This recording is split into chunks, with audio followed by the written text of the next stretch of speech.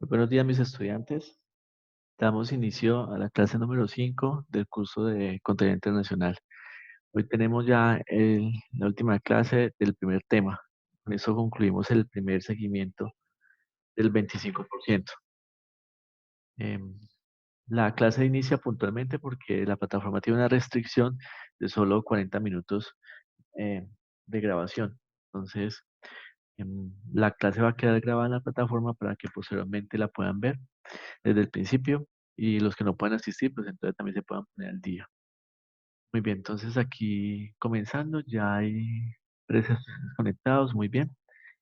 Entonces comenzamos aquí con la actividad. Recuerden apagar sus micrófonos si de pronto están con mucho ruido en sus casas y así no perturbar pues como tal la clase.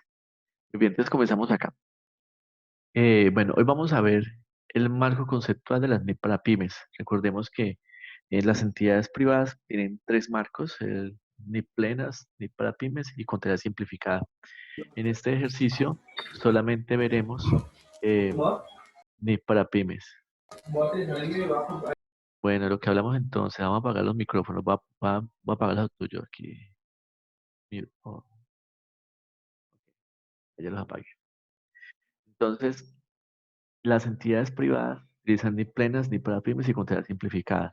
En esta clase vamos a ver solamente NIP para pymes. Entonces vamos a ver hoy la sección 2.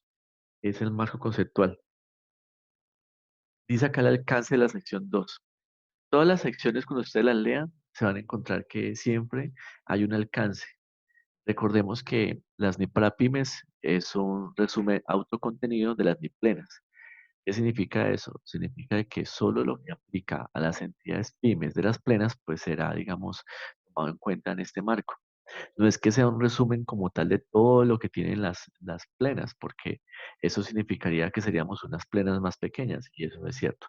Entonces hay muchos temas que en NIP plenas sí se utilizan, a que son de aplicación obligatoria, pero que para una pyme no. Entonces esos temas no se conciben como tal en el marco que vamos a estudiar. Entonces, por eso, ustedes siempre encuentran en cada sección un alcance, como quien dice, de toda esta generalidad que se llama plenas, solamente vamos a aplicar esto, o solamente vamos a poner en práctica esto que le concierne a una entidad pyme común.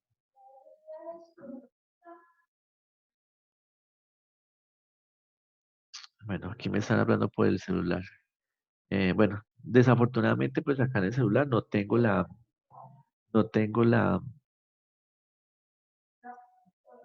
tengo el link, pero entonces parece que se me ocurre decirle una cosa. Un momentico. No, vea, voy a decirle lo mismo que le dije a los niños de ahorita temprano. Nosotros tuvimos la responsabilidad temprano ponernos a revisar que la aplicación, que el computador, todo eso, tenerlo con tiempo. Que desafortunadamente, mire que aquí el tiempo es muy limitado y no nos da 6 8 3 4 9 4 9 1 40.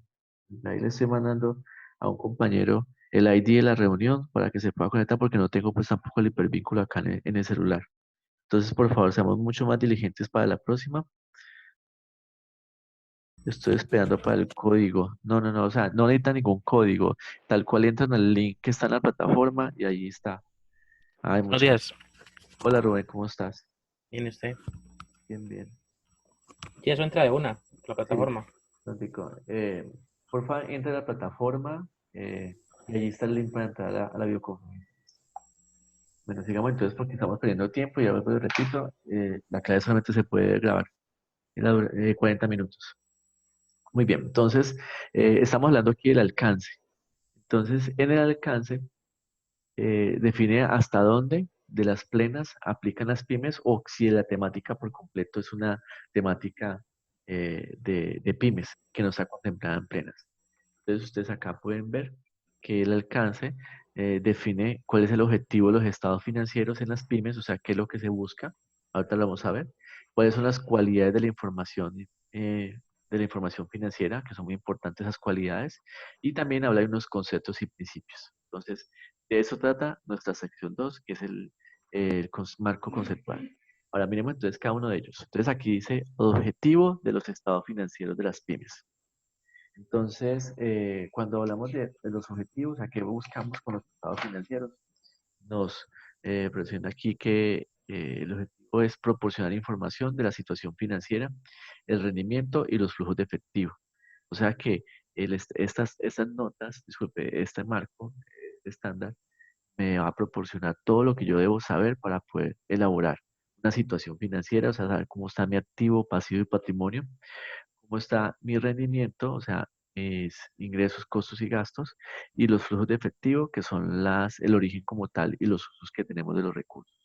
Entonces, ese es el primer punto, ¿cierto? Informarnos, denos, digamos, eh, cuál es la situación que tiene la empresa. Recuerden que todo esto es con una finalidad y es la toma de decisiones. Entonces, las entidades toman decisiones respecto a la información que tienen en sus manos, en este caso los estados financieros. Desde ahí la responsabilidad tan grande de preparar información que tenga esa utilidad, aquí ya lo menciona acá, la utilidad para la toma de decisiones económicas. De nada sirve preparar estados financieros eh, que no apoyan esa toma de decisiones o que no me ayudan a, como tal, a tomar, digamos, la decisión correcta en el momento indicado. Entonces, los estados financieros van dirigidos a unos usuarios y esos usuarios de la información están ahí dispuestos a leer con razonabilidad esa información y tomar pues, las decisiones que corresponden. ¿Listo? Bueno,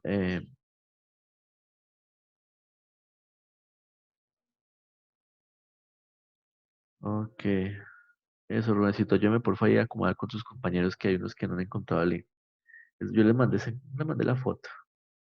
Bueno, Buenos días, profe. Yo ya logré entrar. listo, perfecto. Entonces ahí está. Muy bien. Sigamos entonces. Em, Determinado ya el objetivo, o sea, ¿qué buscamos con los estados financieros? Ahora, en gran parte, la norma me da una información respecto a las cualidades que debe cumplir esa información. Recordemos que los estándares, las normas internacionales, llegaron con una finalidad y es de eh, dar, digamos, unas pautas, unas normas de alta calidad. Y cuando hablamos de alta calidad, eh, redundaba en la utilidad, pues, como tal de esa información. Entonces, algo nuevo que traen las normas internacionales son las cualidades de esa información financiera.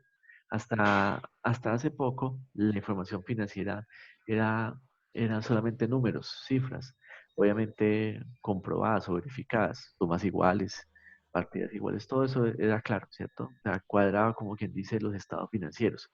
Pero la información dejó, digamos, esa información financiera dejó de darnos información clave que era útil para la toma de decisiones. Entonces, muchas veces yo tenía, sí, valores interesantes en los activos, en el pasivo, en el patrimonio, pero realmente las cifras no me decían mayor cosa.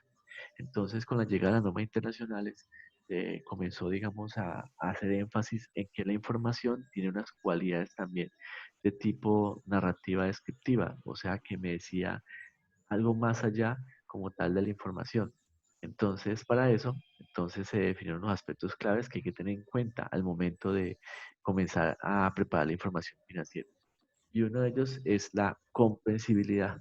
La comprensibilidad me permite, ¿cierto?, tener conocimiento, inteligencia razonable sin omisión de la información. O sea que cuando yo entrego los estados financieros a un gerente, a un dueño de empresa, la persona que toma las decisiones,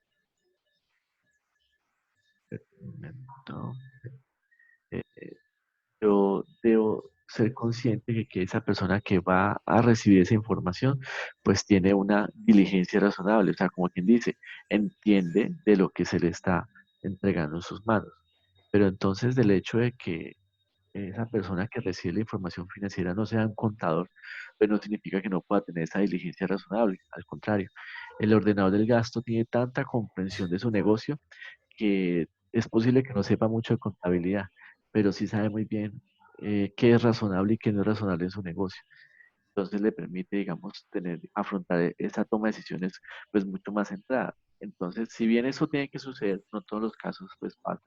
A veces de pronto la persona que está enfrentada a la toma de decisiones es muy operativa, o sea, tiene conocimientos o altos conocimientos en la parte operativa, pero desconoce, digamos, como esa parte administrativa, contable. Entonces, ahí donde la información que se presenta debe responder, ¿cierto? Debe responder a esa comprensibilidad para que no tenga ninguna excusa y le pueda ser útil la información. ¿Listo? Entonces, porque él puede decir, no, el contador puede decir esto, yo voy a omitir esta información, porque es que como el gerente no sabe, él no entiende esto, entonces lo omito, no lo incluyo, pues en aras de que sea más fácil. Y no, y la verdad es que esa es una percepción errada de los estados financieros. La información tiene que ser como tiene que ser. Si el gerente no sabe, pues se le explica y verá que podrá llegar a entender. Aunque vuelvo y repito, hay unos gerentes que no saben mucho de contabilidad, de pronto sus profesiones son mucho más técnicas, eh, pero aún así no, o sea, nada de su negocio lo llegan a desconocer, al contrario, todo lo tienen claro, incluso está mejor que el propio contador. Entonces, un ejemplo de aquí de aplicación es cuando vamos por aquí, cuando por ejemplo el gerente de una IPS, que por ley debe ser un profesional de la salud, se rehúsa a firmar los estados financieros. Le dice el contador, yo no voy a firmar esos estados financieros, alegando de que como médico de profesión no entiende de contabilidad. Entonces, obviamente, pues un médico entiende muy poco de contabilidad, ya que ellos no ven nada de eso en su carrera, su formación. Pero si se afrontó la posición de ser gerente de la IPS en la que trabajaba, o bueno, la IPS en la que fue nombrado, pues debe ser consciente que él debe tener que una diligencia razonable para entender lo que está ahí. Y más aún cuando él es el que toma las decisiones y todos los gastos, todo lo que se toma en términos financieros está ahí para él aprobarlos. Entonces, si bien él puede alegar que no sabe de contabilidad, que no entiende de contabilidad, pues él no puede desconocer que él es el ordenador del gasto y que como ordenador del gasto pues está obligado a responder por sus actos. Y parte de la responsabilidad es reconocer que esos estados financieros contienen como así decirlo, todo el resumen de lo que él, digamos, tomó como decisión, lo que compraron, lo que vendieron, lo que pagaron, todo ahí está resumido. Entonces él no puede alegar a eso y decir que no va a firmar estados financieros, al contrario. El día que ese gerente no tome ninguna decisión, podría decir, no firmo esos estados financieros. Entonces, ahí claramente está aplicando la comprensibilidad. Otro aspecto es la relevancia. Dice que la información es importante para la toma de decisiones, sobre todo cuando puede influir, y esa influencia puede ser tanto positiva como negativa. Entonces, a veces la información puede orientar claramente la toma de decisiones, ¿sí? Una situación financiera crítica o no tan abundante, por así decirlo, puede influir en que seamos mucho más precavidos, gastemos menos, tengamos, digamos, situaciones digamos, de complejidad que nos evita ser tan gastón, por así decirlo. Entonces, es importante tener claro que esa información me puede llegar a influir, pero no eh, puedo desconocer también que se puede utilizar para mal. Una entidad puede, digamos, manipular sus cifras, manipular su información con la intención de mostrar una cara distinta a su realidad. Entonces, ahí estamos dando como la vuelta a la relevancia porque estamos aprovechando de que esa información es útil para mostrar una situación distinta y obviamente influir en la toma de decisiones. Un ejemplo de la relevancia es cuando, por ejemplo, el gerente pretende endeudar la entidad para adquirir una máquina. ¿Qué información suministraría usted como contador? Entonces, si el gerente tiene la intención de comprar, de endeudarse, de una máquina vía arrendamiento, pues obviamente la información que le suministra el contador debe ser relevante, o sea, importante para esa decisión. Entonces, si yo quiero que el gerente tome la decisión a pesar de que no sea la mejor opción, pues entonces yo le mostraría una información errada, le mostraría que no hay, que sí hay una capacidad en el ámbito muy amplia como para que lo tome, pero pues obviamente esa no es la intención. La información tiene que ser tal cual se procesa en la contabilidad y el estado financiero como tal indica si puede o no puede tomarlo. Ayer nomás estaba estaba revisando unos indicadores de una licitación y curiosamente yo veía que muchas entidades se unían con la intención de hacer un consorcio, una unión temporal y poder presentarse en esta licitación y poder entre los dos cumplir, porque de pronto una por separado no cumplía. Entonces, si la entidad no tiene capacidad para endeudarse y su estado financiero le muestra lo contrario, esa información no le sirve para apoyar la toma de decisiones. Pero si la entidad tiene la necesidad de endeudarse y los estados financieros le ratifican esa situación de que le permite porque hay la capacidad, entonces puede continuar y efectivamente pues va a tener, digamos, una buena resolución esa decisión en la medida pues de lo posible. Muy bien, otra cualidad corresponde a la materialidad. Dice que la información es relevante dependiendo de la magnitud y naturaleza de la omisión o de la presentación errónea. O sea, como dice, la información que tenemos aquí es relevante, es importante, ¿cierto? Dependiendo de si es muy grande o muy pequeña o de pronto de dónde proviene. A veces de pronto pensamos que 1.000 pesos pueden que no afecten el resultado de un ejercicio, obviamente.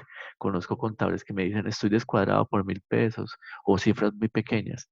Entonces uno dice, bueno, esos 1.000 pesos pueden llegar a afectar la toma de una decisión, puede efectivamente influir negativo o positivamente en una toma de decisiones, pues muy probablemente no, muy probablemente no. La verdad es que las entidades son conscientes de que no todas sus cifras son materiales, o sea, no son importantes para la toma de decisiones, pero a veces estamos hablando también de que hay cifras que provienen, por ejemplo, de los ingresos. Y si a mí me faltan 1.000 pesos en los ingresos, porque de pronto puede que sea la punta del iceberg, o sea, puede que sea esos 1.000 pesos, entrar a buscarlos, nos debemos de cuenta de que existe mucho más de ahí para abajo que está perdido. Entonces, miren que yo no puedo decir que 1.000 pesos en el gasto son igual que 1.000 pesos en el ingreso. O sea, pueden tener, digamos, razonabilidades muy distintas. Es más, una cosa puede ser que yo haya omitido 1.000 pesos o que yo haya me equivocado. En vez de poner 1.000.000, puse 1.000. ¿Cierto? Que eso puede llegar a suceder. Entonces, esa omisión o presentación errónea, ¿cierto? Influencia bastante la materialidad en la medida que somos conscientes de qué tanto impacto puede llegar a generar esa cifra. Yo soy partidario de que si usted está descuadrado, busque el descuadre, obviamente hay que encontrarlo. Contabilidad son débitos y créditos, o sea que no tiene por qué descuadrarse. Tampoco no son cálculos complejos, son sumas, restas y escasas divisiones. Entonces no tiene por qué existir, digamos, diferencias tan grandes. Pero también soy consciente de que si usted después, revisando, se dio cuenta que había un error, no dejarlo así sería una mala idea. Hay que corregirlo, hay que reversarlo, hay que ajustarlo, pero algo hay que hacer, no podemos pasar por alto. Un ejemplo de la materialidad es, por ejemplo, dice acá, usted se dio cuenta que los estados financieros que se presentaron a la Junta el mes pasado tienen un error de 1.000 pesos descontado. Usted se dio cuenta, hoy se dio cuenta, ¿qué hace? Y repito, hay que ajustarnos. No puedo decir, no, pues 1.000 pesos eso no afecta para nada. Eso, la decisión es que tomen ese día, 1.000 pesos no va a afectar. Al contrario, o sea, es consciente de que se debe revisar hasta la cantidad más mínima. En el sector público no existe como tal cuantía. O sea, la situación compleja existe desde la pérdida de 1.000 millones de pesos o 1.000 pesos. O sea, no es algo que se pueda llegar a presentar de una forma indistinta. Muy bien. Miremos entonces otra cualidad, la fiabilidad. Es que por aquí me están escribiendo algunos estudiantes. Listo. Ok. Entonces, la fiabilidad. Dice que la fiabilidad es cuando la información está libre de error significativo o sesgo. Mire que incluso dice error significativo. O sea, quiere decir que en la contabilidad, digamos que dentro de su naturaleza pueden existir errores, claro que sí. Somos personas que trabajamos, nos podemos equivocar, obviamente eso sucede. Y le cuento que los errores aparecen hasta en la empresa más grande como en la empresa más pequeña. Todas las empresas por lo regular siempre se equivocan y tienen algún error. Decir que contabilidades perfectas es como complejo. Solo que en las empresas grandes los errores son muy grandes, de millones, por así decirlo. En cambio, en las empresas pequeñas, pues los errores son de menos. No llegan a los 100.000, qué sé yo. Pero pues errores hay. En todo caso, decir que mi contabilidad o mi información financiera es fiable cuando está libre de error que sea significativo. O sea, un error significativo es un error material. O sea, tuve un error o una misión y ya dijimos que era que esa magnitud es grande, entonces es material. Entonces ahí hay un error significativo. Entonces aquí dice que no hay errores significativos. Podemos decir que hay fiabilidad. O cuando hay sesgo. El sesgo se presenta cuando quien prepara los estados financieros quiere mostrar algo, ya sea omitiendo, ¿cierto? O presentando una información que no es cierta. Como dicen por ahí, la mitad de una mentira no es una verdad. Entonces, hay unas entidades que dirán, no, no pongamos todos sus gastos para que entonces la utilidad se vea mucho mayor y poder presentar un mejor estado financiero, un mejor estado de resultados. Eso es sesgo, o sea, incluso está involucrado en problemas, con delitos, porque manipular esa información con esa intención o incluso adulterar o alterar documentos considerado un delito. Entonces, miren que eh, este error significativo y sesgo, el que no exista, digamos, en la contabilidad, me permite decir que la información es fiable. Obviamente, su representación debe ser razonable y neutral. Cuando dice razonable es porque la verdad es lo que hay, y neutral es porque ni para un lado ni para el otro, o sea, tal cual es el resultado. Miremos entonces un ejemplo. Dice que el gerente de la entidad le pide que no muestre tanto endeudamiento, o sea, le dice a usted como contador, póngale esto, quítele aquello, métele aquello. Y él dice que en este caso, el endeudamiento a corto plazo, ¿cierto? Está muy alto. Entonces dice, páselo a largo plazo para que los estados financieros se vean mejor. Y bien, esto simplemente puede ser, puede ser un error de presentación, que lo que está en el corto plazo lo paso al largo plazo para mostrar que debo menos al corto plazo y más a largo plazo. Ahí las cifras siguen siendo igual, el resultado sigue siendo el mismo, o sea, como tal, la información no varía, es igual, solamente que la presentación al momento de ubicarla, la puse entre corriente y no corriente, lo cambié, pues para beneficio de la entidad, entonces, pues para beneficio de la decisión que querían tomar. Entonces, en ese caso, ahí estamos diciendo que la información es fiable porque hay un sesgo, o sea, hay una intención de mostrar la información de forma distinta. La razón es como es. Entonces, el pobre contador le toca acá decir, no, no se puede. Esto está a corto plazo porque obviamente la obligación es a corto plazo. No la puedo mandar a largo plazo porque no está configurada de esa forma.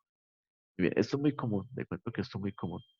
A veces mucho lo piden los gerentes, el contador que le cambie ahí porque para ellos simplemente una ubicación, pero pues para el contador sí es consciente de que ahí está faltando la fiabilidad. Muy bien, otro concepto es la esencia sobre la forma. Dice que según su naturaleza económica y no su forma legal. Esto a veces es difícil de entender porque estamos acostumbrados a que todo tiene que tener un formalismo, una legalidad. Y si no existe, pues como tal tampoco se aplica. Entonces, pero en los negocios es muy importante que la documentación, toda esa forma legal, esa formalización, pues sea coherente con su naturaleza, o sea, con lo que efectivamente se está haciendo. A veces en algunos casos se encuentran que los comprobantes dicen un concepto, pero como tal estamos pagando otro concepto, o que el ingreso se hizo de una forma, pero se está manejando de otra forma. O sea, se trata como de darle una dualidad en el manejo de la información, a conveniencia, obviamente. Si bien pues las cosas son desde la perspectiva en que se miren, sí, claro también, ¿cierto? Si usted le pregunta a un economista, le pregunta a un ingeniero, le pregunta a un administrador y un contador sobre un tema en particular, pues cada uno le da un enfoque distinto. Ni que preguntarle a un abogado. Los abogados son buenísimos para decirle a usted las cosas como usted no las tenía pensadas. Ellos desde un punto de vista legal le es permitido, pero desde el punto de vista contable de pronto no. Entonces, la contabilidad debe, digamos, ser, digamos, coherente entre su esencia y su forma. Y si llegase a presentar una diferencia entre esas dos naturalezas, la naturaleza y su forma legal, prima la naturaleza económica, o sea, tal cual lo que se está haciendo. ¿Listo? Entonces, miremos, por ejemplo, acá un ejemplo. Eh, Dice que el gerente pide que reconozca una máquina adquirida en leasing como propiedad planta de equipo. ¿Cierto? Entonces, miren que esa situación. Me hubiera gustado mucho preguntarles todo el cuento, pero es que se nos extiende la clase, entonces no alcanzamos a hacer como tal la actividad pues de preguntarle a cada uno. Pero quiero que entiendan la esencia de lo que estamos haciendo. Dice que el gerente le pide que reconozca una máquina ya adquirida en leasing como propiedad planta de equipo. Entonces el contador dice, pero es que la esencia es que adquirimos una maquinaria y esa maquinaria la utilizamos, ¿cierto? Somos dueños no somos dueños de la máquina, hay que hacer la claridad, porque si está en leasing quiere decir que el banco es el dueño de la máquina, pero todos los beneficios y riesgos de esa máquina sí las tengo yo. Entonces, si bien su forma legal dice que es un arrendamiento financiero, ¿cierto? Su forma legal, su esencia, su naturaleza económica es que es un activo que efectivamente estoy utilizando. Él me dijo que en este caso el gerente está en lo correcto. El gerente le dice, no, contador, este equipo que acabamos de comprar, que acabamos de adquirir mediante leasing, es con la intención de más adelante quedarnos ya con él, o sea, de ejercer la opción de compra. Entonces reconozco los de ya como una propiedad planta de equipo. Entonces el contador le dice, sí, tiene toda la razón. Es un leasing adquirido mediante una entidad financiera. Tengo los beneficios, tengo los riesgos del activo, pero como tal no tengo la titularidad de ese activo. Si usted mira la tarjeta de propiedad de la factura, dice que quien es su dueño, ¿cierto? Es el banco, pero quien lo tiene o quien lo usufructa soy yo. Entonces, si bien lo considero como un activo, debe ser separado, o sea, distinguido dentro de la propiedad frente a equipo. O sea, no lo puedo mezclar con los activos que sí son de propiedad, de titularidad de la empresa. Entonces, sí es un activo, sí es propiedad frente a equipo, pero entonces mi responsabilidad como contable es reclasificarlo en la cuenta que corresponde a activos, en este caso recibidos en arrendamiento financiero, para que de esa forma, cuando alguien lea mis estados financieros y vea que yo tengo una propiedad planta de equipo grande, pues entienda de que parte de esa propiedad planta de equipo no está a nombre de la empresa, o sea que yo no la puedo poner en garantía en el caso de, pronto, de un préstamo o de una pignoración, sino que está a nombre de un banco y que obviamente la debo, que eso es como lo más importante. Cuando usted compra, cuando usted compra un activo, por ejemplo, usted compra una moto o compra un carro, pues si usted ahorró toda su vida y tiene todos los recursos necesarios para poder comprarlo de contado, pues listo, usted puede decir, tengo un carro. Pero cuando usted compra el carro, pero debe el 80% del carro, cuando son las cuotas cada mes hay que pagarlas, pues usted dice, tiene un carro, sí, pero también tiene que reconocer la deuda, tengo una deuda. Entonces, del todo, el carro es suyo en la medida que usted tenga con que ese carro cubrir, en el caso de que llegue a venderlo, la deuda que tiene. Pero ya sabemos que eso no es cierto, que antes le terminamos perdiendo. Entonces, son situaciones bien complejas que se deben de reconocer. Entonces, aquí prima es la naturaleza económica, más no tanto forma legal. Yo sé que de pronto algunos tributaristas saltarían en este momento y dirían, no, eso no es posible, tributariamente no es posible. Pues, por eso es que tributariamente es una cosa y contablemente es otra. Así de sencillo. Porque en la parte tributaria sí prima la forma legal, más no tanto su naturaleza económica. Para efectos de declaración de renta, para mí es importante que mis activos tengan factura, tarjeta de propiedad, registro, ¿cierto? De ese activo a nombre mío, para poder decir es mío, ¿cierto? Pero entonces contablemente no. Ahí vamos viendo diferencias de una con otra. Muy bien. Bueno, veo conectado 11 estudiantes. Me alegra mucho que estén conectados. En lista tengo 12. Probablemente falta uno. Ahorita llamo a lista y miramos entonces cómo vamos. Prudencia.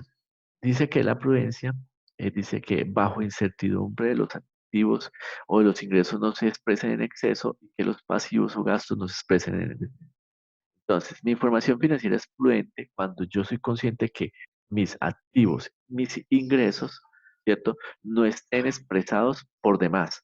O sea que en mi contabilidad, mis activos y mis ingresos, en el caso tenga que expresarlos, tenga que estimarlos, pues deben estar por debajo de lo que yo pensaba. Les pongo un ejemplo.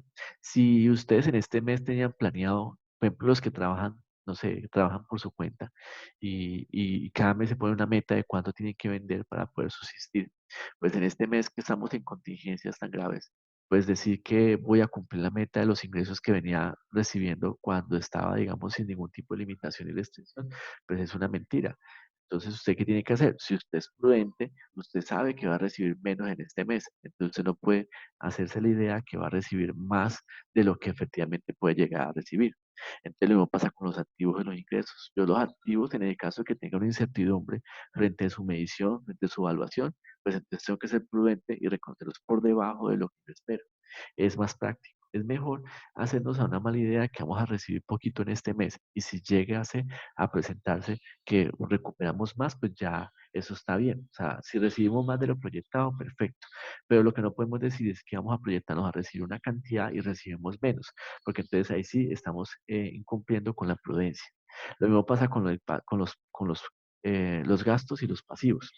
Si yo tengo que pagar, si yo tengo que, por ejemplo, si yo voy de viaje en ese momento, ¿no? Voy a salir de viaje, pues supongamos que voy a salir de viaje y sé que me voy a gastar 100.000 pesos, pues no es prudente llevarse 120, 150. ¿Por qué? Porque usted no sabe qué gasto imprevisto se le puede llegar a presentar en el camino. Eso es prudencia. Una persona imprudente sería lo contrario, que sabe que tiene que gastarse 100.000 pesos en el viaje y se va con 90.000 pesos, o se va con los 100.000 cerraditos.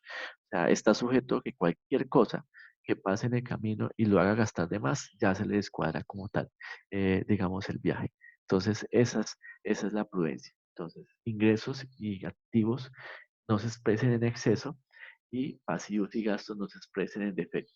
O sea, como quien dice, ingresos por abajo y gastos por encima. Si yo voy a presupuestar 1.000.000 de pesos de ingreso, pongo 900, porque si no alcanzo 1.000.000, pues con 900 está bien. Pero si yo me voy a gastar 1.000.000 de pesos, entonces presupuesto 1.200.000, porque se puede llegar a presentar ese tipo de imprevistos. Ay, Dios mío.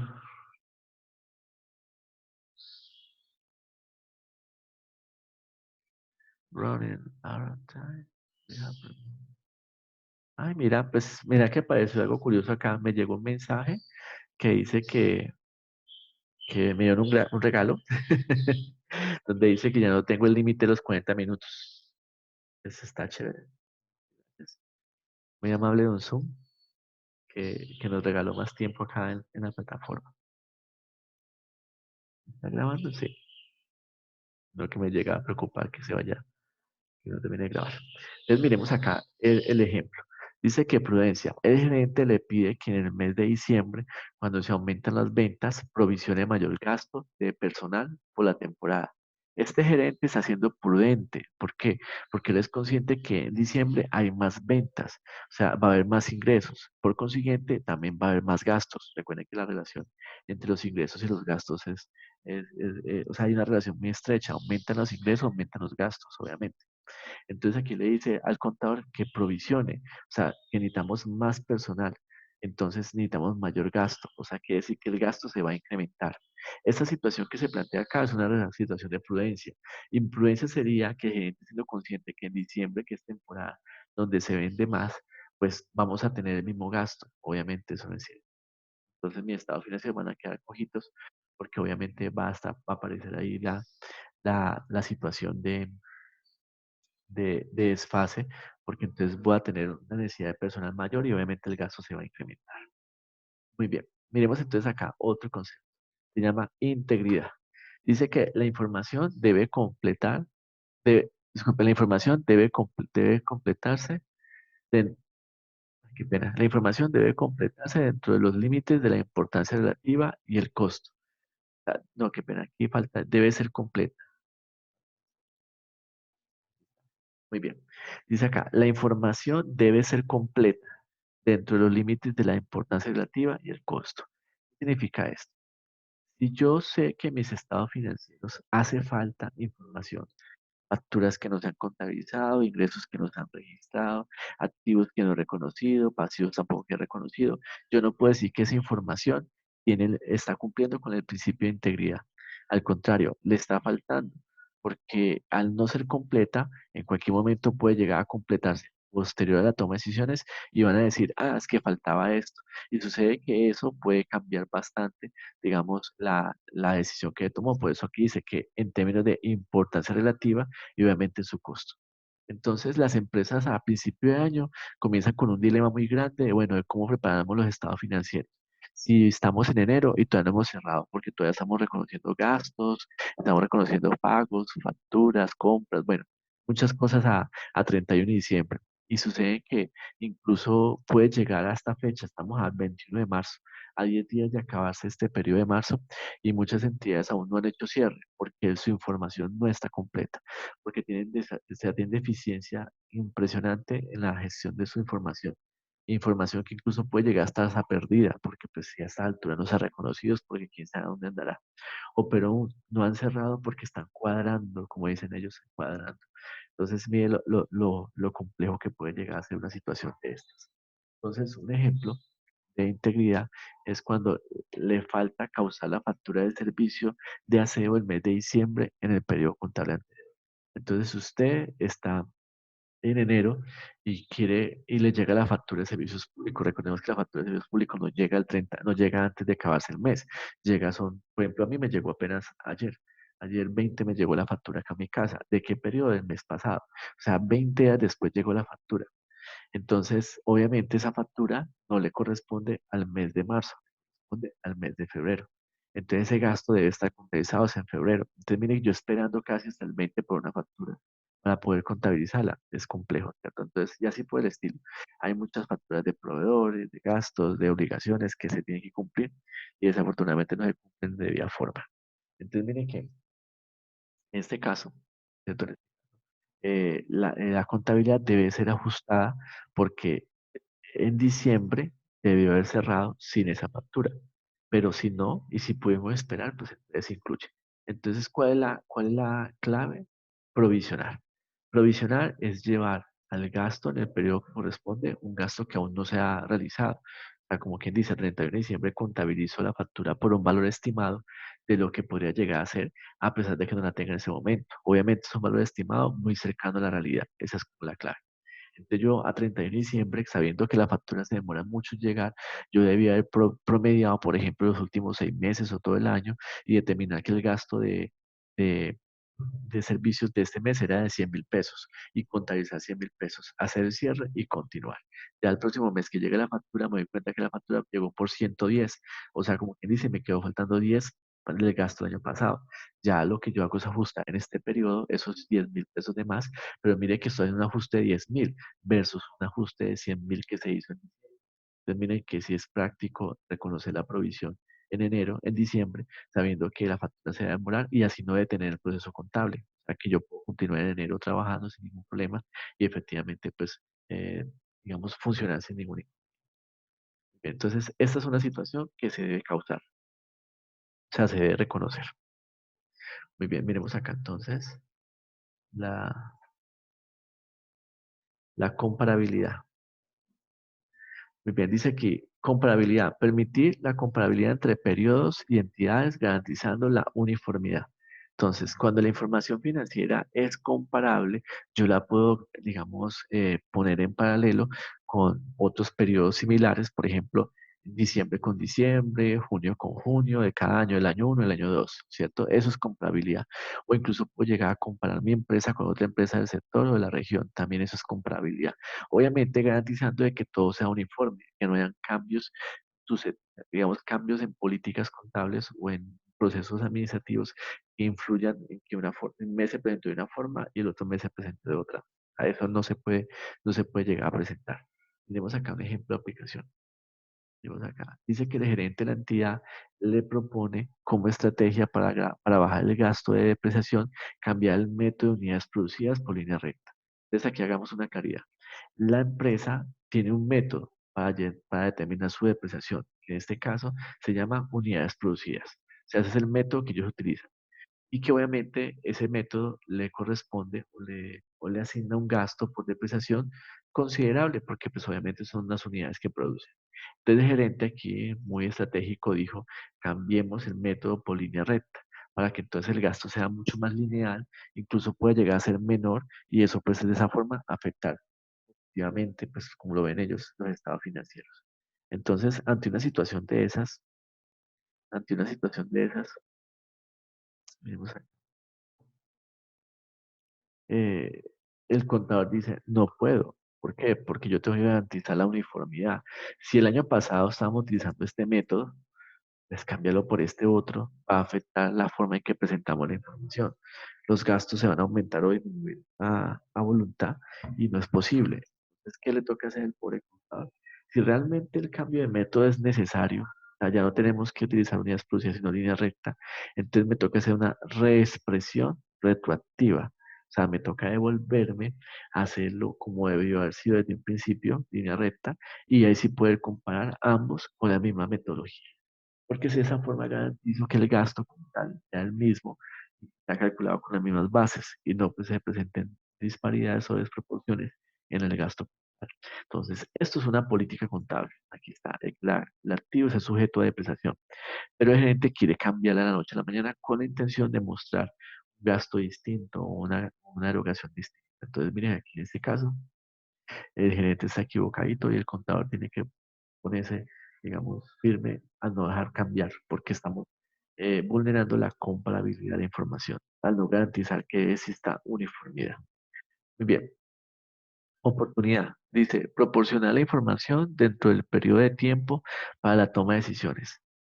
Entonces acá, en este caso, muchas veces las tomas de decisiones se hacen a destiempo, o sea, ya cuando no se necesita, cuando ya el periodo, digamos, en el cual teníamos que tomar decisión ya pasó.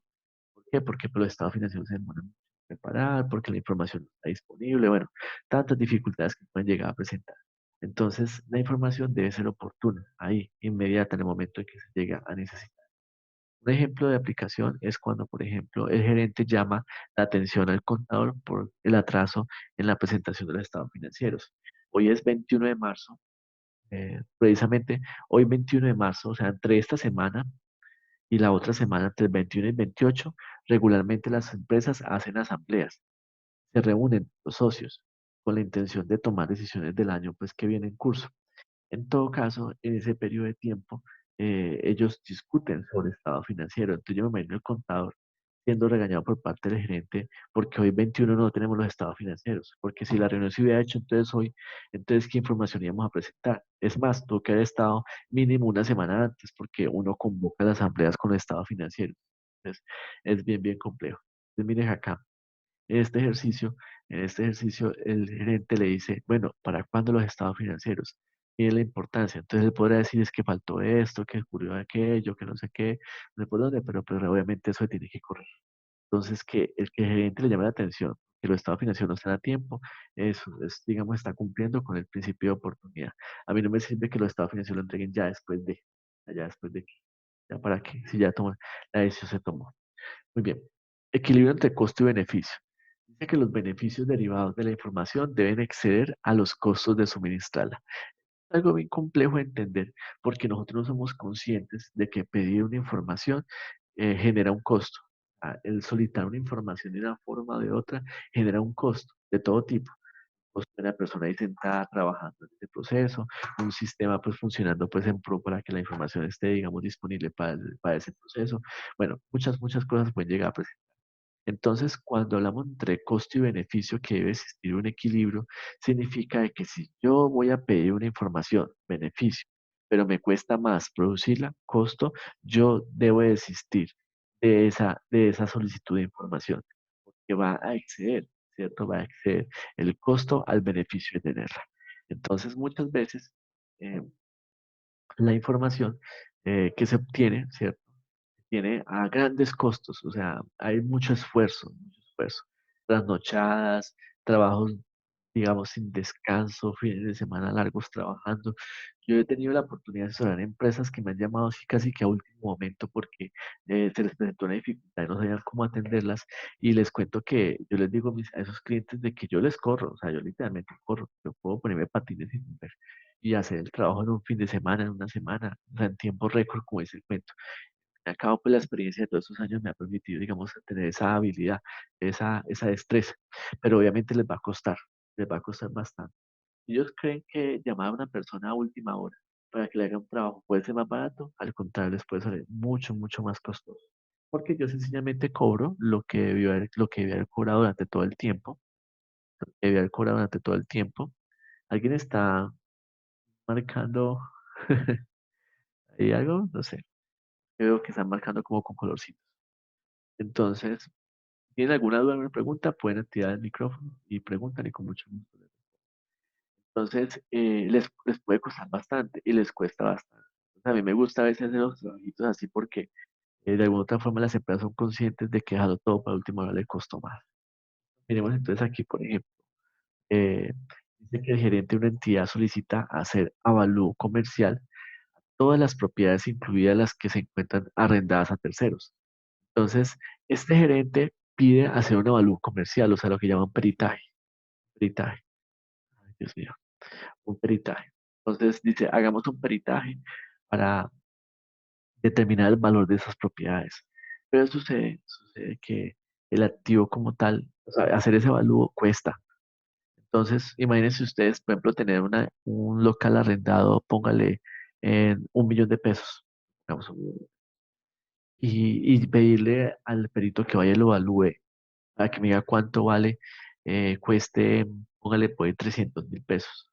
Eso es lo que cobra el avalúo. El perito cobra un porcentaje. del valor como tal que está evaluando. Entonces, si la casa que evalúa la edificación vale 1.000 millones de pesos, ellos cobran un porcentaje de esos millones de pesos, porque supone que es mucho más, desgraciadamente. Hoy en día, la valor de una casa normal, una casa, vale alrededor de 150 o 200.000. Entonces, un local puede llegar a costar más. Ni qué decir de una maquinaria, las maquinarias son muy costosas de evaluar. Los peritos que dan peritaje de máquinas cobran bastante. Entonces, el gerente pone a pensar, yo le voy a pagar 300.000 pesos a una persona para que me diga cuánto vale ese activo, simplemente porque quiero saber cuánto cuesta, porque quiero saber cuál es su valor. Cuando ese activo apenas me produce 1.000.000 de pesos o hasta menos, o sea que estoy comprometiendo casi una tercera parte de lo que vale el activo en saber cuánto vale, o sea, el beneficio versus el costo. Entonces el gente dice, no, más bien no hagamos el avalúo, no hagamos el avalúo porque eso va a ser un costo completamente innecesario. Les cuento que por allá en el 2014, cuando las NIF comenzaban a aplicarse, estaba la creencia que todas las empresas tenían que hacer evalúos comerciales de sus activos y pagaron la millonada en avalúos. Y obviamente pues no fue la mejor idea, por así decirlo, porque la norma en ninguna parte me exigía o me pedía que se aplicaran avalúos comerciales. No se pedía. Entonces las entidades comenzaron a gastar mucho dinero en avalúos que terminaron siendo papel ahí en letra muerta porque nunca se utilizaron. Porque es más, el gerente le llegaban con el avalúo, le decían, vea, su propiedad cuesta 200 millones. Y la gente dice, ¿cómo le ocurre que 200 millones? Eso vale 250. A mí alguien ya aquí me vino a ofrecerme 250 y yo pensé que 250 es suficiente. Entonces miren que el perito le dijo algo que ya sabía, algo que ya tenía claro, pues fue cuánto vale. Muchas veces el mejor evaluador técnico es el mismo dueño de la empresa. ¿Cuánto está dispuesto usted a entregar ese activo? ¿Por cuánto? ¿Cuánto está dispuesto a recibir? Entonces mire que la norma en ninguna parte te piden avalúos comerciales, pero mucha gente corrió a hacer avalúos, a pagar mucho dinero por esos avalúos, ¿cierto? Y desafortunadamente fue algo innecesario. Muy bien. Y ya por último, el esfuerzo y costo desproporcionado. Dice acá, esfuerzo y costo desproporcionado. Dice aquí, aplicación de alguna excepción requerida. Entonces, cuando la norma dice que existe alguna excepción, o sea, algún aspecto que no se va a aplicar, ¿cierto? Entonces, la gerencia toma, ¿cierto? Dependiendo de su juicio, lo que ellos consideren, no aplicar esa excepción o aplicar esa excepción. ¿Listo? Esto es como en el juego de cartas cuando sale el jockey, que uno con el jockey puede decir que cambia el orden, cambia el color, cambia las cifras, así para cualquier cosa. Entonces en la norma también hay unos jockey, por así decirlo, donde dicen, vea, no haga esto si le considera que hay un esfuerzo y costo desproporcionado. Y más bien haga esto otro. O le da como la opción de cambiar a una opción, digamos, menos compleja. Situación que no existe en las plenas. En las plenas todo es exigible y todo se tiene que cumplir. En las pymes, pues obviamente no. Miremos entonces acá un ejemplo de que el contador decide no realizar la conciliación bancaria en el mes de noviembre porque son muchas las transacciones y cuentas para ese periodo. Entonces, miren, aquí en ninguna parte de la norma me dice que yo puedo hacer ese tipo de excepciones. Esto hay que hacerlo. Ah, que es que yo manejo un banco con miles de transacciones. Pues entonces apropíese de las herramientas, de las técnicas, de las personas necesarias para poder con eso, pero nunca podrá ser una actividad de control de eso tan importante una excepción. Quien dice, el mes que no quiere hacerla, no la haga. O el mes que usted esté muy cansado, no lo haga. No, al contrario, debe cumplir siempre con él. Entonces, propiamente, pues no vamos a ver aquí en clase qué tipo de excepciones hay, pero sepa que existen excepciones y la norma específicamente le dice a usted, aquí hay una excepción, puede aplicarla de una forma. Bueno, muy bien. Miremos una cosa acá.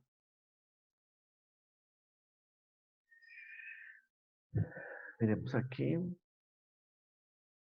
Voy a ponerlo completo.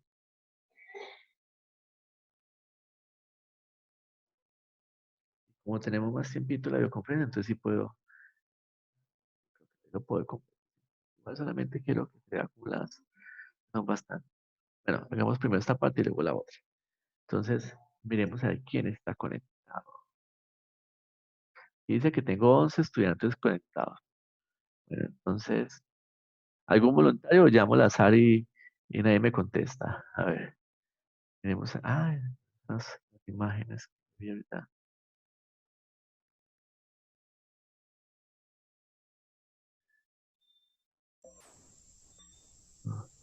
No veo aquí a...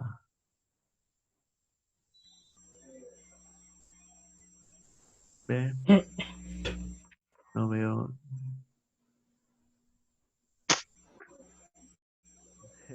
No sé por dónde veo las imágenes de ustedes, pero bueno. Llamemos entonces aquí a cualquiera. Comencemos con este primero. Rubén, ¿estás ahí? Señor, Pero mira que no veo la pantallita azul. Bueno, rápido lo igual. pongo. Ya. Veas que están todos incógnitos ahí. Listo. Entonces, bueno, obviamente estas temáticas, también ya veo aquí a María Camila, todos están ahí, hasta oficial. Me toca hablarles para que no sé. ¿Quién es, Sí, profe, es que son los tímidos. quién es Andrew Carter? Andrés. Yo, profe, ¿Quién qué es pena, es Felipe? que lo enlacé por Facebook y lo tengo así desde hace tiempo, entonces por eso aparece así, qué pena. Listo, tranquilo, no se preocupen. Bueno, entonces miremos acá rápidamente. Em, la información, ya dijimos que la información financiera tiene unas características, unas cualidades, ¿cierto? Que son muy importantes. Ahora, de estas que acabamos de ver ahorita, ¿cuál consideran ustedes? Y bueno, y partiendo de los ejemplos que vimos, ¿cierto? ¿Cuál consideran ustedes que, aquí, cuando esto sí, ¿cuáles consideran ustedes que de pronto pueden ser como las más frecuentes, que de pronto no se cumplan o que de pronto las empresas no las apliquen frecuentemente o constantemente?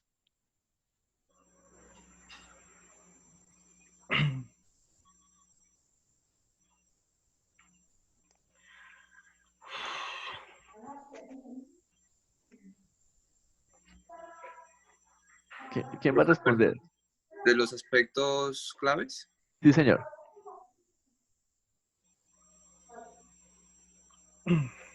Bueno, Luisa alzó la mano. Tan bella. Luisa, cuéntanos. Hola, profe, Hola Luisa, ¿me ¿cómo estás? escucha? Sí, la Bueno, escucho. pues yo creo que el de ay, ¿qué se me hizo? La de la fiabilidad, como usted decía ahorita, que pues que esté libre de un error, pues es como complicado, ¿cierto? Y Sí, también se ve pues pues las cosas de que siempre los administradores van a tener pues como la idea de que sí, de que hagan algún cambio o algo.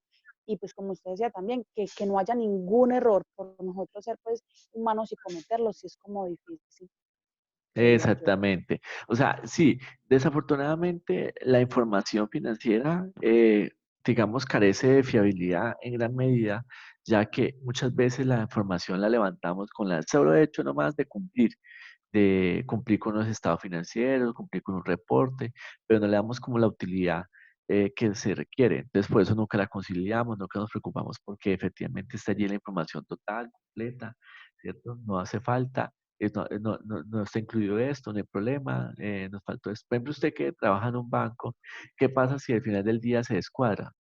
¿Cierto? Terrible. Terrible porque no puede decir, bueno, me descuadré. Bueno, pues, ¿qué se le va a hacer? Y seguir se va para su casa sin ningún problema. ¿Cierto que no puede? No, no, señor, hay que buscar el error, encontrarlo como sea. Si Exactamente. no, pues el que paga es uno.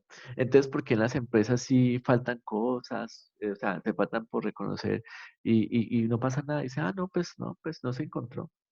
¿Cierto? O sea, no tenemos como el mismo control estricto que sí tienen, por ejemplo, en algunas entidades. Entonces, es algo bien, bien complejo y la falta de fiabilidad en la información financiera, digamos, está acabando con los estados financieros. Oye, Porque, pero qué pena. Yo creo que eso también va muy de la mano con la materialidad, ¿no? O sea, la fiabilidad y la materialidad, porque pues ahí dice también que muchas veces en los estados financieros pueden tener un error hasta de 1.000 pesos. O sí, sea, como el descuadre. O sea, me pareció lo que dice Luisa, ¿no? Pues me parece a mí. sí, desafortunadamente, pues, yo tenía una amiga también que trabaja en un banco, trabaja en la parte de caja, y ella me dice que cuando, por ejemplo, se descuadra en millones, por así decirlo, o sea, que un día estaba haciendo el cuadro y le faltaban como 3 millones, ella se relajó, o sea, dijo, yo sé que esto es una equivocación, porque obviamente, pues a mí, ¿cómo se me van a ir 3 millones así de la mano? Obviamente eso no es posible. Entonces faltaba por allá un comprobante, faltaba por aquí, digamos, procesar un pago, qué sé yo, pero pues es fácil, ¿cierto? Se identifica. Pero cuando le faltaban, por ejemplo, 20.000, 50.000, o sea, cuando llega a Uno tener se días de preocupa. alto flujo, ahí sí uno se preocupa porque usted sabe que puede ser equivocado, entregó mal una vuelta, un billete lo contó mal, ¿cierto? Ahí sí el error puede llegar a ser, digamos, mucho más frecuente y sí le llega a preocupar, porque dice, ah, y de 50 en 50 todos los días, ¿cuánto nos eleva de sueldo? Es bastante, ¿cierto? Entonces, lo mismo pasa con las empresas. Las empresas aprenden a determinar cuál es su cifra material, cuál es su cifra que efectivamente importa.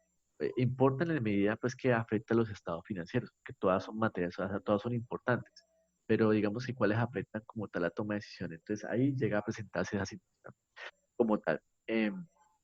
La materialidad. Ahora, vuelvo y repito, encontrar 1.000 pesos descuadrados puede que sea la punta del iceberg, puede que sea solamente la puntica ahí de un gran desfalco, de un gran faltante, que solamente se evidenció la puntica y vimos 1.000 pesos, puede llegar a presentarse. Entonces, todos hay que revisarlos y hasta no estar completamente seguros de que efectivamente eran 1.000 pesos, que en vez de poner 10.000 puse 9.000 y ahí están los 1.000 pesos, perfecto, pero que no descubramos más cosas más allá que pueden ser, digamos, bien terrible, bien, bien compleja la situación. ¿Listo? Muy bien. Entonces, ya para terminar, miremos acá la parte de la, de la que corresponde. Voy a ponerlo más grandecito para que se vea.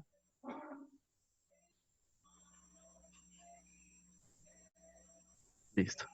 Y miremos entonces acá estos conceptos de lo que es situación financiera, rendimiento, acumulación de vengo y compensación. Ya habíamos hablado que la situación financiera de una entidad es la relación entre los activos, los pasivos y el patrimonio. ¿Qué relación debe existir entre activos, pasivos y patrimonio? Pues de que los activos deben ser iguales a los pasivos y el patrimonio, ¿cierto? Esa es la relación. Activos es igual a pasivos patrimonio. Dice que a una fecha completa, o sea, al final del periodo que estamos informando, pongamos 31 de diciembre de cada año, tal como se presenta en el estado de situación financiera. Es un ejemplo de aplicación, miremos acá. Dice acá que la entidad Dice, la entidad ha venido reflejando un incremento en los inventarios, producto de la evasión de la facturación. No sé si ustedes saben, pero cuando una empresa comienza a evadir, o sea, a no facturar todo lo que tiene que facturar, pues sus inventarios comienzan a qué? A ir creciendo, creciendo, porque si compra y no vende de los activos, ese inventario comienza a crecer, comienza a crecer, comienza a crecer, hasta que no lo venda, no sale de ellos. Dice acá, lo que ha llevado una investigación por parte de la DIAN. O sea, la DIAN fue lo visitó. Y el pago de posibles sanciones. Y el pago de posibles sanciones. O sea que la DIAN detecta esa conducta y obviamente no le va a decir, ay, no lo vuelva a hacer. Al contrario, le pone una sanción. Entonces, ayúdeme aquí a explicarle al gerente las consecuencias de dicha situación. ¿Qué consecuencias puede traer para la situación financiera esta situación en particular? Entonces miremos acá a ver quién está por aquí con él. Ay, ¿qué Profe, pasó? ¿Quién me habla? María Camila. profe, ahí sería cuando nos referimos a lo del pago del IVA. Pues que muchas empresas, yo lo digo porque yo trabajé en una microempresa y Sí, ellos trataban mucho de evadir el IVA porque pues eso era un costo que a ellos les toca asumir. sí. Entonces yo digo que ahí en eso de las facturaciones y todo eso, a ellos, a las empresas no les conviene por eso, pero lo que usted hablaba de los activos, Sí, efectivamente. O sea, cuando la empresa dice que está evadiendo, ¿cierto? Obviamente la DIAN por lo que vas por el IVA, porque pues esa es la parte que le corresponde al Estado, ¿cierto? La DIAN dice, venga, usted lo vendió, no lo facturó, no cobró el IVA, o si lo cobró se quedó con él, peor todavía. Esa es una situación compleja. Y la DIAN está, digamos que la niña de los ojos de la DIAN es el IVA. No tanto el impuesto de renta, es el IVA. Que al fin y al cabo el IVA usted lo cobra y lo paga todos los días, todos los días, todos los días usted consume productos con IVA y hay que pagarlo. Y esa es la plática fuerte como tal del Estado, el IVA, que entra con mayor frecuencia que la renta como tal. Entonces, Camilita, ¿tú qué es? Entonces ¿tú cómo le explicas al gerente que esa situación cómo afecta a los estados financieros? Particularmente el estado de situación financiera. Entonces, miremoslo paso por paso. ¿Cómo afectan los activos esa situación? o sea, cómo los activos afectan esa situación. Sí, sí, la situación de la evasión, ¿cierto? ¿Cómo afecta a los activos? Pues yo pienso, profe, que ahí es que pues como llevar un control, porque si precisamente no, no se lleva el control, él no sabe lo que tiene, él no sabe cuánto en su empresa tiene, si tiene un equilibrio o no. Sí, vea, hay dos aspectos que rescato lo que tú dices. Primero, el hecho de que yo no pueda facturar todo, ve, supe que esté evadiendo todo lo que efectivamente estoy vendiendo, significa que mis activos aumentan, ¿cierto? Se comienzan a inflar, por así decirlo, comienzan a retener líquidos, comienzan a engordar de forma irracional. ¿Por qué? Porque como no está vendiendo, entonces no hay forma de sacarlos. Entonces, mire que eso, fuera que dijimos que era una conducta ilícita, ya lo tenemos claro, ¿cierto? También me afecta mi toma de decisiones porque entonces me está dando información mentirosa. Me está diciendo que tengo más activos de los que efectivamente tengo. Entonces usted va a poder se dar cuenta de una cosa que me parece muy curiosa y es de que usted va a ver los estados financieros y dice que tiene 1.000 millones de pesos en inventarios, ¿cierto? Y usted va a la bodega donde está el inventario y mira y no hay 1.000 millones de pesos de inventario, apenas nomás hay 200. Y uno pregunta, bueno, pero entonces, ¿qué pasó acá? ¿Dónde están los 800 restantes? Entonces, miren que eso afecta la toma de decisiones en los activos. Eso afecta porque le está diciendo a usted que tiene una cantidad de activos con mentiras que no los hay, ¿cierto? O sea, está mostrando una situación distinta a la realidad. Y eso afecta claramente. Luisa, cuéntame. Profe, y también hay, como dice que y el pago de posibles sanciones, pues Ajá. imagínese ahí por omitir pues un proceso, pues va a salir una plata que se hubiera podido invertir en otra Exactamente, ahí cosa. está. Ahí está la otra situación. El no hacer, digamos, el cometer esta infracción aquí de, de no facturar, esa evasión, ¿cierto? Le acarrea el pago de sanciones, que no son para nada pequeñas. Las sanciones son grandísimas. La DIAN cobra sanciones bien, bien altas que incluso pueden llegar a sentar cualquier empresa. Entonces, mire que por un lado afecta el activo porque tienen que salir recursos, o sea, sale plata de la empresa, plata que puede ser utilizado para comprar más materia prima, para comprar productos, para vender, para pagar a los trabajadores, a los proveedores, o sea, muchas cosas. Entonces, mire que es un hueco muy grande el tener que pagar esa obligación ahí sin ninguna necesidad. Y segundo, también se incrementa el pasivo, porque si no tengo con qué pagarla, pues entonces ahí comienza a tener ese acreedor. Y el Estado no se queda esperando a que usted un día quiera pagar. Al contrario, el Estado va y reclama lo suyo, o sea, va y arrebata lo suyo. Dice, esta parte es mía, me la llevo. Entonces vienen los embargos, vienen digamos, los procesos de cobro que hace la DIAN. La DIAN por un IVA no pagado te puede embargar tus cuentas.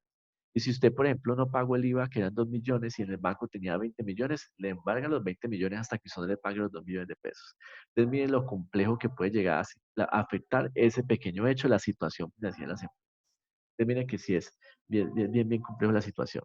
Ahora, miremos otro componente acá, el rendimiento. El rendimiento es la relación entre los ingresos y gastos. Ya hemos dicho, ¿qué relación se debe mantener? Pues que los ingresos sean mayores que los gastos.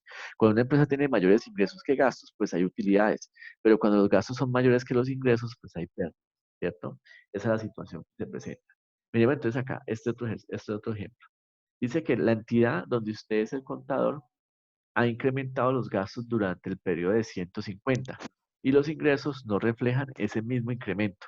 Explíquele al gerente las consecuencias de dicha situación. Bueno, yo sé que aquí estamos viendo desde la óptica del contador, pero mire que también nos sirve, también como futuros gerentes, conocer cuál sería la explicación, porque algún día usted va a también a recibir explicaciones y usted dice, no, está equivocado, eso no es así. ¿Cierto? Entonces, mire que el ejercicio, si bien está planteado desde el punto de vista del contador, también nos aplica a nosotros como administradores. Vamos a ver entonces quién más está por aquí conectado.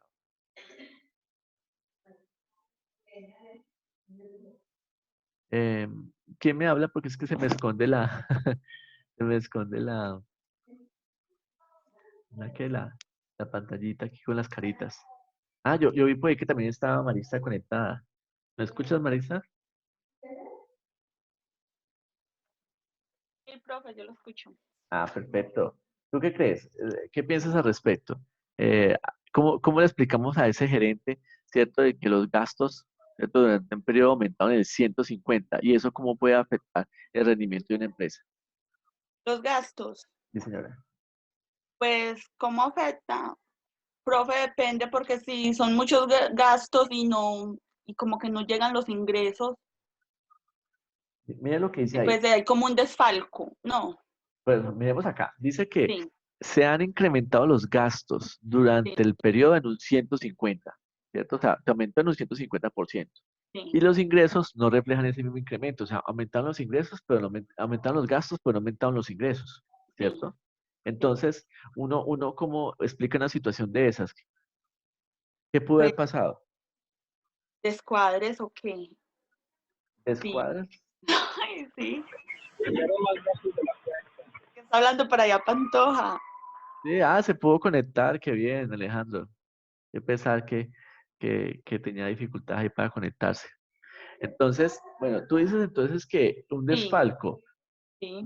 por lo regular los desfalcos no suceden en los gastos, suceden en los activos, o sea, falta plata en caja, falta plata ¿qué? En el O sea, se banco. están yendo los gastos. Sí, Sí, eso es lo que puede llegar a presentar, ¿cierto? Eso es lo que sí. puede llegar a presentar. ¿Quién le ayuda aquí a Marisa? ¿Quién cree que puede? Pantoja.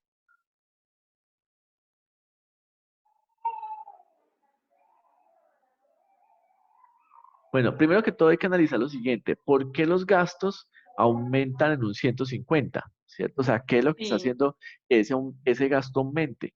Entonces pueden ser, digamos, situaciones que no dependen de la empresa, sino de pronto de entes externos, como por ejemplo, hoy en día ir a comprar, por ejemplo, en este momento, mercado, me imagino, debe estar más caro. ¿Por qué? Pues porque existe esta necesidad urgente de comprar las cosas, todo el mundo está comprando. Yo me acuerdo que la última vez que compré papel higiénico costaba como, no sé, como 16.000 pesos, 18.000 pesos el paquete grande. Ahora debe ser mucho más costoso. Entonces, mire que hay cosas que yo no puedo controlar. Yo como consumidor no puedo controlar que se haya aumentado. La gasolina cada vez está más costosa. Bueno, todo puede llegar a incrementar. Entonces, si yo noto que el incremento es un incremento, digamos, que ha sido constante, o sea, ha ido mostrando aumento, aumento, aumento, o si, por ejemplo, el pago, lo que yo voy a hacer, el gasto, estaba expresado en dólares y ahorita el dólar está disparadísimo, entonces obviamente va a salir más costoso. Mira, ¿tú qué dices? Profe, es que yo pienso, porque usted preguntaba que es en qué afectaba o no a la empresa. Yo pienso Sí, que es lo que tú dices. Eso es dependiendo de en qué se gasta. sí, Porque hay cosas que sí, pero es depende de lo oficioso o no oficioso que sea ese gasto. Porque lo que usted explicaba en otra clase, si usted va a comprar un carro último modelo, pues es un gasto inoficioso. Pero si el gasto porque usted compró que domicilios, entonces ahí depende de qué tanto afecta y qué tanto no. sí, sí, sí, sí, eso es, por ejemplo, un activo de uso productivo, lo que tú decías. Los activos de uso productivo generan más renta, entonces ayudan a pagarse, ¿cierto? Entonces, en primera instancia, yo tengo que analizar el por qué. Dime, Alejandro. Pero eso entra en gastos, o sea, lo que dice Camila entra en gastos, no entra en inversión. sí, Puede en los ser, gastos. puede ser gasto o puede ser costo, dependiendo del uso que se le dé como tal, ¿cierto? Depende del uso, el uso que se le dé. Entonces, redondeemos la idea entonces acá. Yo tengo que analizar primero por qué aumentaron los gastos. O sea, qué fue lo que se llevó a que se aumentara ese gasto. ¿Listo? Eso es primera instancia. Ya dijimos que no depende de mí, sino de otros. Es que sencillamente el gasto era por ejemplo, por el aumento del dólar, por el costo de vida, ta, ta, ta, ta. Si esa no es la respuesta, si la respuesta es de que todo realmente sigue siendo igual de caro como estaba antes, ¿cierto? Entonces nos preguntamos, ahora en qué fue lo que nos gastamos. Y nos damos cuenta que gastamos en algo que antes no gastamos, como es lo que dice Camila acá. Compramos un carro que no utiliza gasolina corriente, sino extra, y es más costoso. Ahí está el incremento. Por ejemplo, mucha gente dice, compremos casa, porque lo del arriendo lo invertimos en la casa. Y eso es cierto, eso es cierto. Pero sucede que luego que usted tiene casa, se da cuenta que tiene que pagar predial, tiene que pagar ya servicios públicos de pronto más costosos, cualquier arreglo de la casa le toca pagarlo usted. Entonces, mire que fueron gastos que usted no concebía antes. ¿Por qué? Porque pagaba arriendo. Cuando se pagaba arriendo no pagaba impuesto predial, pero ahora que es dueño de su casa tiene que pagar impuesto predial. Y ese gasto no estaba contemplado antes y ahora tiene que contemplarse. Mucha gente dice, no, yo me voy a comprar un carro, me voy a comprar un carro y piensa que comprarse el carro es baratísimo porque incluso las concesionarias le dicen a usted que por cuotas baratísimas tiene un carro. Pero sucede que usted está desconociendo la gasolina, está, está desconociendo el mantenimiento, la limpieza. Andrés, Seguro. el seguro, eso es tan costoso, ¿sí? Andrés, ¿iba a decir algo? Qué pena, profe. Tranquilo, Digamos, en cuanto a una empresa, para el mantenimiento de maquinaria o de pronto si se ¿Avería alguna también entraría entre esos gastos? Claro, sí. Si usted antes no tenía esa maquinaria y ahorita la tiene, y usted que la maquinaria hay que hacerle mantenimiento, eso es un gasto, y usted antes no tenía y que ahora sí.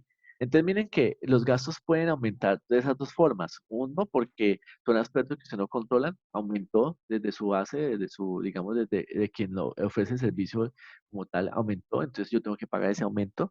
O segundo, porque antes no existía, ahora tengo que entrar a pagar ese gasto.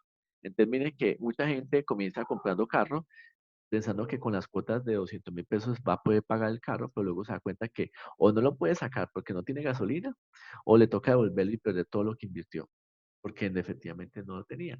Entonces muchas veces a las empresas les sucede algo parecido, no tienen claro la relación que existe entre el ingreso y el gasto. Yo particularmente soy uno de los que pienso de que si yo quiero algo extra, por ejemplo, no sé, un viaje o algo así que necesite que sea extra, que en ese momento no necesite, sino que lo quiero extra, pues debo generar un ingreso extra para poder compensar ese ingreso, ese gasto extra. O sea, yo no puedo pensar de que ese ingreso, que con el ingreso normal que yo tengo, pues voy a poder cumplir con mis obligaciones como tal y una obligación extra que no contaba con ella. Obviamente que no. Entonces, constantemente tengo que estar viendo qué hago, qué no hago, qué hago, pues, o sea, cómo me muevo para poder cumplir con todas las obligaciones extras. Y si no tengo el ingreso extra, pues sencillamente no me lo compro. Así de sencillo. O sea, Oye, sí, sí, señor, dime. creo que también hay muchas empresas que trabajan hacia periodos determinados. Por Sí. ejemplo, sacan producción para una temporada en especial. Entonces, Ujú. por ejemplo, en el momento no se puede reflejar ese ingreso, pero más adelante sí. Ah, claro, pues como que se provisionan, ¿cierto? Yo me imagino que en este momento las empresas que, por ejemplo, en Estados Unidos o en otras partes del mundo donde se estaban preparando para lo que venía el invierno, ¿cierto? Ya la época, disculpe, la época de verano, que es donde se reactiva la economía, ¿cierto? Entonces, en parte, me imagino que están como trabajando, esperando a que llegue el momento del verano y vender todo lo que han producido. Tiene toda la razón. Eso también puede ser una justificación del por qué se aumenta Así y es. el ingreso, y así el ingreso no haya aumentado todavía, ¿cierto? Sí, eso también es cierto. Muy bien, miremos entonces acá. Creo que ya con esto terminamos. No, nos falta acumulación o devengo. Este principio, ese concepto es muy sencillo. Dice acá, acumulación de vengo. Se reconocen las partidas que cumplen la definición y satisfacen los criterios de las partidas. O sea, como quien dice, debo conocer muy bien qué es un activo, qué es un pasivo, qué es un ingreso, costo y gasto, para poder decir, se cumplió y pueda reconocerla, o sea, pueda entrar a la contabilidad. Entonces, miremos acá este otro ejemplo. Dice que el gerente le informa que la empresa se encuentra en un litigio legal muy grave, o sea, está en medio de una demanda, a causa del incumplimiento de un contrato por 1.000 millones de pesos, ¿cierto? Entonces, miremos aquí. Nazaret, ¿estás por ahí conectada? Nazaret, que hay unos que no tienen fotico. Profe, por aquí dormida. ¿Estás hablando, No, Nazaret? no Sí. estoy dormida. Ah, listo, perfecto. Entonces, miremos acá. Te pregunto, entonces, si el gerente es consciente que tiene un litigio, o sea, que hay un proceso legal así muy grave de 1.000 millones de pesos, ¿cómo cree usted que la contabilidad tiene que responder a esa situación? ¿Qué cree usted? Pues, profe, igual sería, pues se debería, o sea, cómo debe responder? Sí, sí. Bueno, es de que el gerente le informa que la empresa se encuentra, pues hay que organizarlo legal, porque ahí si no hay nada, Sí, si bueno, no se de organiza, aspectos legales pues cómo va a se seguir la encarga el empresa. abogado, ¿cierto? De aspectos legales se encarga el abogado. El abogado sabrá pues cómo resolver el proceso legal, las pruebas, todo eso, ¿cierto? Pero desde el punto de vista de la contabilidad, ¿cómo nos preparamos? Pues con más ingresos. Más No ingresos. sé, profe, los ingresos, sí, generando más ingresos, porque si estoy incumpliendo es porque hay algo en la economía de la empresa que no fluye.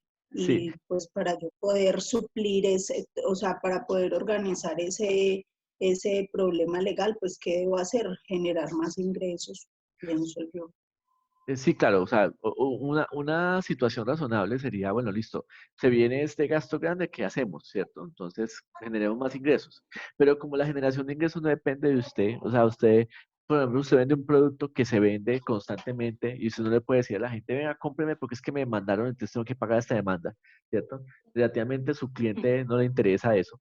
Su cliente no le interesa, solamente le interesa cumplir con comprarle su producto y eso pues que sí le... ¿cierto? Entonces, obviamente, eso no es como cuando desafortunadamente no tenemos plata y decimos, hagamos postre y comenzamos a llamar a todos los amigos y decirle, le ofrezco un postre, ¿cierto? Entonces, Pues no sé, de pronto se pueda generar una nueva negociación, no sé, algo que se pueda volver a iniciar y para que quitemos el incumplimiento, sí, sí, pienso claro, yo. por eso, pero eso sigue siendo un Sí. aspecto, eso sigue siendo un aspecto legal. Digamos que el abogado puede negociar el que no lleguen, por ejemplo, a un embargo para que podamos pagarle ese tipo de cosas.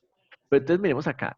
Estamos hablando de la acumulación o devengo, ¿cierto? Y sucede que yo en mi contabilidad, yo debo provisionar esa situación que se viene a futuro. ¿Cómo la provisiono? Reconociendo, por un lado, el gasto de lo que yo tendría que incurrir con el pago de esa obligación y también reconocer el pasivo, porque todavía no lo he pagado, porque lo tengo que pagar. ¿Sí? Entonces, contablemente yo reconozco un gasto y reconozco un pasivo. ¿Para qué? Para que cuando llegue el momento en que efectivamente llegue ese momento inmediato de pagar, mis estados financieros ya han reflejado desde el momento cero, el momento que yo me di cuenta de que estaba ese litigio, una realidad económica que era esa obligación, ¿cierto?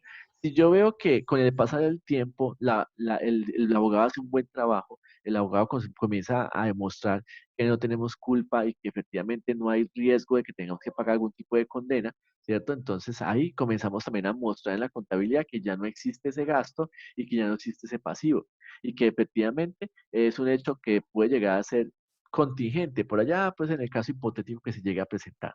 Entonces, ¿cuál es la responsabilidad desde el punto de vista del contador? Cuando el contador se da cuenta de esa situación, debe reconocer en sus estados financieros esa situación. Porque es que desafortunadamente un litigio puede demorarse muchos años, puede demorar años, puede demorar muchos años. Entonces son 10 años, 20 años ahí esperando a que el litigio salga y nada que sale, ¿cierto? Y mi contabilidad sin mostrar ningún indicio de esa situación que está pasando a través de ese litigio, esa demanda que posiblemente puede llegar a afectar mis estados financieros. Entonces, cuando el gerente le pregunta al contador, contador, ¿en qué parte de los estados financieros se refleja esta situación que estamos teniendo con esta entidad que nos demandó? Y yo como contador le digo, no, eso no está reflejado. Y entonces dice, ¿y por qué no está reflejado? Ah, pues como no hemos pagado todavía nada, el proceso está ahí. Y si usted le pregunta al abogado, el abogado muy amablemente le dice a usted, no, no se preocupe, eso lo vamos a ganar, eso lo vamos a ganar, eso lo vamos a ganar, eso no vamos a perder, todo el cuento. Y mentira es que al último resulta que sí tenemos que pagar y pagar bastante. Entonces, si bien la situación no se ha dado, o sea, es un pasivo que todavía no tenemos claro ni la fecha, ni el momento de pagar, ni tampoco cuánto hay que pagar, porque el juez es el que determina cuánto es lo que hay que pagar. Entonces, obviamente, ahí en esa situación tenemos que hacer un paro, ¿cierto? Tenemos que hacer un paro y reconocer en la contabilidad que la situación se puede llegar a presentar. ¿Listo? Entonces, para que quede claro, la acumulación de vengo me obliga a que reconozca todos esos hechos que son posibles que pueden llegar a afectar en el futuro de la contabilidad. No cuando afecte, no por ahí los años después, sino desde el momento que usted se dio cuenta que la situación se presentaba. ¿Listo? Oye, eso se puede colocar en el estado financiero. Claro, se debe poner en los estados financieros. Ya le dije, un gasto y un ingreso. Disculpe, un gasto y un pasivo. Así Así sea se en el tiene que, futuro. así sea en el futuro, exactamente. Así sea en el futuro. Bueno, y por último, que es que ya nos cogió la tarde, dice acá, compensación. Una entidad no compensará activos y pasivos o ingresos y gastos a menos que así lo requiere. ¿Cierto? Entonces, ¿qué significa compensar? Pues cambiar una cosa por otra. Entonces dice acá, el gerente de la entidad le solicita a usted que cruce las cuentas por cobrar activos a los socios, por cobrar a los socios, ¿cierto? Con los dividendos por pagar pasivo en el periodo actual. O sea, como quien dice, yo le debo al socio y el socio nos debe a nosotros, crucemos. Eso no se puede hacer, no se puede hacer. Son actividades que no están concebidas en la contabilidad. Cruzar activos y pasivos, ni tampoco ingresos y gastos. ¿Cierto? Cada transacción debe ser individual y debe ser por separado. Así es sencillo. Muy bien, bueno, ya para terminar les voy a mostrar rápidamente acá. Um, aquí. El cuestionario.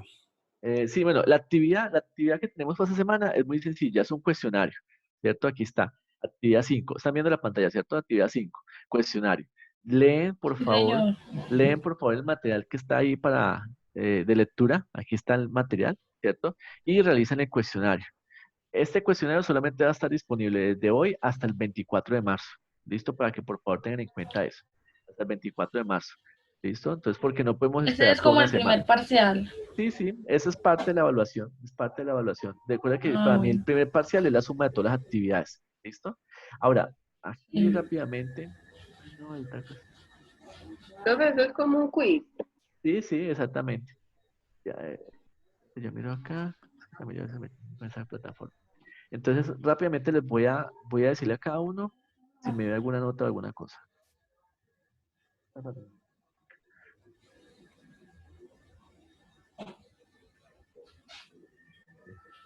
Y de paso llamo entonces asistencia. Ya pues se nos pasó rápido casi. Profe, qué pena. Entonces habría que leer en pocas palabras las 276 páginas de las para pymes. Sí, la sección 2 nomás. Ahí dice claramente que solamente la sección 2. ¿No? No, Ok. no las 170 páginas, no, ¿cómo le ocurre? Porque estudiamos en cuarentena y no tenía nada que hacer. María Camila, me debe la actividad 4. ¿Me escuchas, María Camila? Sí, profe, yo ya la subí, sino que Sí. como la plataforma había estado caída, no había podido. Listo, perfecto. Marcela, no me debe ninguna actividad. Pero ¿Listo? yo ya la subí. Listo, perfecto, tranquila. Marcelita, ¿me escucha? ¿Marcela está ahí? Sí. Listo, Marcela. No me dé ninguna actividad, solamente las 5 que tiene plazos al Ok, 24 para hacerla. esta semana. Sí. ¿Listo? Andrés Felipe, me debe la actividad 4. Sí, señor. ¿Listo? Andrés Felipe, por aquí está. Estoy llamando acá. Lista de una vez. Listo. Madeleine, ¿estás por ahí? Sí, señor. Listo, Madeleine, no me dé ninguna actividad. Muy bien todo. ¿Listo? Bueno, Espérate que no te encuentro acá en la lista. Ah, listo, perfecto. Luisa, tampoco me dé ninguna actividad. ¿Listo? Hola, profe. ¿Listo? No me dé ninguna actividad, solamente pues la de esta Bueno. semana que está pendiente.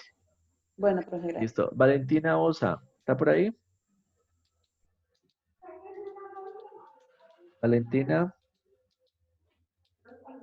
me quedo dormida. Hola, Hola, Valentina. Me debes la actividad profe, 4. mira que su internet está muy lento. Tranquila, no te preocupes. Me debes entonces la actividad 4, ¿listo? Profe, si no, su internet está muy lento. Listo. Entonces, recuerda que me debes la actividad 4, que tiene plazo hasta hoy nomás para hacerla, y la actividad 5, que es hasta el 24 para hacerla, ¿listo? ¿Tu hermana también está ahí? ¿Geraldine también está ahí? Geraldine. Profe, acá estoy. Listo, Geraldine. Yo le Entonces, subo el cuadro comparativo. ¿sí? Sí, le falta, ya lo subió, Alison, entonces me falta a mí calificarlo. No, Entonces, acá porfa. lo subo, profe. Bueno, entonces tienes plazo, está bueno más para subirlo, ¿listo? Esa es la actividad 4 que me tiene pendiente. Y la actividad 5 que es hasta el 24 de este mes. O sea, hasta la próxima semana. Listo, Geraldine ya está acá. Alejandro, ¿sí? ¿Estás por ahí? Alejandro. Está trabajando. Sí, bueno, le cuentan ahorita a Alejandro que me debe la actividad 3, la actividad 4 y la 5, pues que es para esa semana. ¿Listo? Por favor, alguien le escribe por el WhatsApp. Angelita, ¿estás por ahí? Hola, hola. Listo, Angelita, no me debe nada. ¿Listo? Perfecto. Listo, Marixa. Tampoco me debe nadita, Marixa. Bueno, profe. Marixa, ahí está. Listo, ¿qué más me falta? Rubén. Rubén tampoco me debe ninguna Presente. actividad. Listo, todo muy bien. Bien. Nazaret, ¿tienes plazo hasta hoy Profe, para subir? disculpa, su internet está muy lento. Listo. Nazaret, recuerda entonces, porfa, que tienes plazo hasta hoy para subir lo que Sí. tiene pendiente, ¿cierto? Actividad 2 y actividad Profe, pero 3. yo ya le dije, profe, ya le dije que es que no he sido capaz, o sea, no fui capaz de subir la 2 y la 3, que fue las que le envié al WhatsApp. Pero como Aunque no es bueno, capaz voy de a, subirla, así como no subió me la deja, 4, también la puedes que subir. porque ya está vencida, algo No, pero así me ya está dice. habilitado para que lo hagas si tienes plazo Bueno, hasta hoy. listo. ¿Listo? Entonces ahí tiene pendiente Bueno, entonces. listo. Profe. ¿Ya? Listo, Entonces listo. todos asistieron. Ve que bueno, me gustó mucho. Listo, niños, muchas gracias entonces. Quedamos entonces A así. usted, profe. Gracias, profe. Gracias. Esté Cualquier bien. cosa me Gracias, escriben por el WhatsApp profe. o por el correo. ¿Listo? Chao, gracias. Listo, Chao, bueno, profe. gracias. Chao. Gracias. Chao. Chao.